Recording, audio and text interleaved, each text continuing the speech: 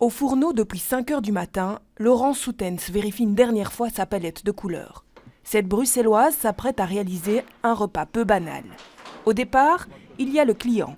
Dans ce cas-ci, une célèbre boutique de parfums et de cosmétiques située à Ixelles qui souhaite mettre en valeur un nouveau produit, une bougie signée par un grand designer italien. Il faut savoir que Fornasetti est présenté en France et à Paris de façon assez régulière et d'une façon très conventionnelle. Nous, on a essayé d'aller dans l'autre sens et on a demandé à Laurence ce que lui inspirait Fornasetti et comment on pourrait présenter la chose d'une façon différente. Fornasetti adore casser les codes de la table. Laurence aussi. Des codes inventés à la Renaissance. Alors, les convives mangeront sur ce portrait d'un peintre de l'époque, à même la table. Autrement dit, sans assiette. Vous êtes obligé de travailler par jet de couleurs. Ceci dit, c'est le concept aussi, parce qu'on va créer, faire et défaire un tableau. Les convives vont manger et vont laisser l'empreinte de leur passage et de ce qu'ils ont mangé. Et donc, au fur et à mesure, le tableau va changer de physionomie. L'effet de surprise est garanti.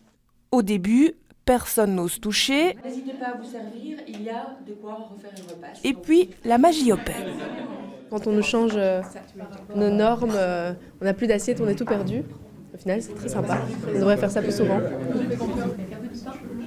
L'idée maîtresse de notre food designer, renforcer les liens entre les convives autour de la table.